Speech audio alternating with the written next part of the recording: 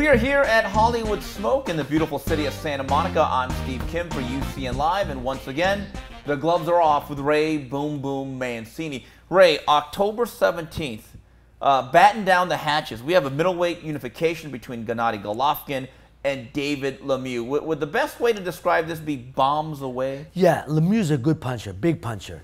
And I think it's a good fight. It's a good test for Golovkin.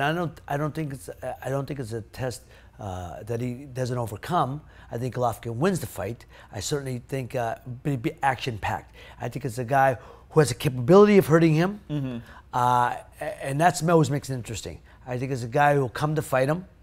I don't think he'll back off, unless he's forced to back off. Yeah.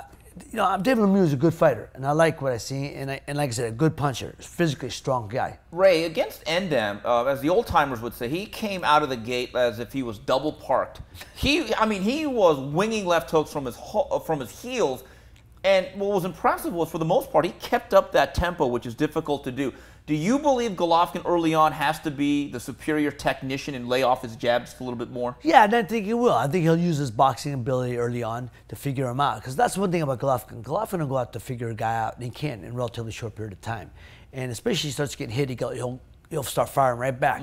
And this guy's going to make him fire back, you know, often.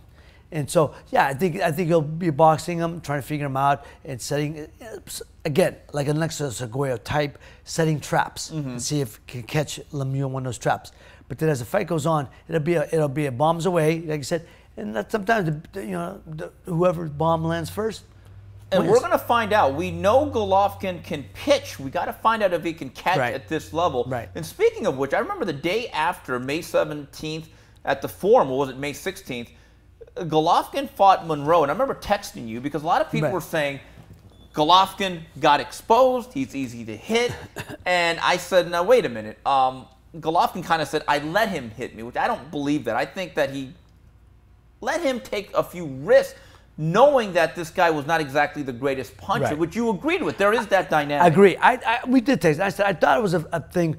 He was getting hit in the beginning, not that he wanted to get hit, but then I think as he got hit, he was letting Monroe throw punches and letting Monroe catch him a little bit to give him that false sense of security, to make him feel, you know, get a little ambitious, to come in more. And then when so Ray, Monroe you know, if a guy couldn't break a weight paper bag, as they said, you would allow a guy to take liberties, not necessarily get hit on purpose, but you would allow a guy to be in the pocket, move his hands a little bit more. Yeah, a little bit more. Yeah, and I'm not saying, I don't think I had the ability that Golovkin does to do that and be conscientious of it. But a lot of times you feel a guy ain't gonna hurt you, you'll take more chances. You'll certainly come in, like you said, stay in the pocket more. I mean, or let him stay in the pocket more. Give him a little sense of false security.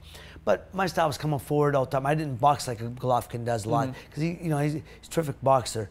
And I would do that. I would do that. I think if a guy couldn't hurt me, I'd take more chances, and I think that's what Golovkin did against Monroe, and it worked for him perfectly. It made it a little fan-friendly. It gave people doubt about Golovkin, and I told you when I texted you, I think Golovkin was smart enough to allow that to happen because all those guys out there that said, oh, wait a minute now. He ain't the monster I thought. He ain't the beast. Yeah, I can hit him. This guy hit him, and he can't crack an egg.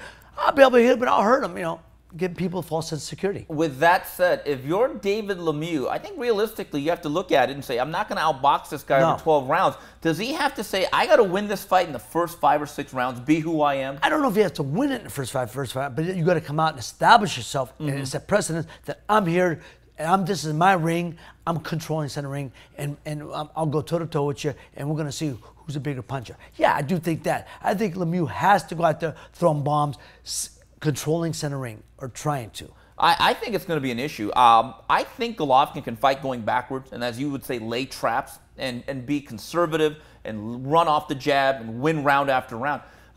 Ray, do you agree with me? If LeMieux is forced to take a backward step and get into reverse gear, that spells doom, because that's not what he is. Well, most guys don't like fighting back it up. Most guys don't, to be honest with you. But yeah, I think if he can't fight back it up, because that's one thing a lot of people thought I couldn't fight back it up. Trust me, I didn't like fight backing up, but I think I could, because in the gym I'd work on it. You work on it, backing up and throwing punches and how to that type of thing. I don't know if it spells doom. But believe me, it's not beneficial for him to be backing up against Golovkin. It's not beneficial for anybody backing up against a Sherman tank. We talk about styles making fights, one of the true adages in boxing, regardless of who wins the fight. Just looking at stylistically, looking at the personalities and how this fight might develop. Is there any way, Ray, it's not an entertaining fight? Oh, no. It's entertaining. This is a fan-friendly fight. This is one of the fights that should be on. If anybody's going to be on pay-per-view, it should be this type of fight. There you have it from the man himself, Ray Boom Boom Mancini. That's been Gloves Off. This is Steve Kim for UCN Live.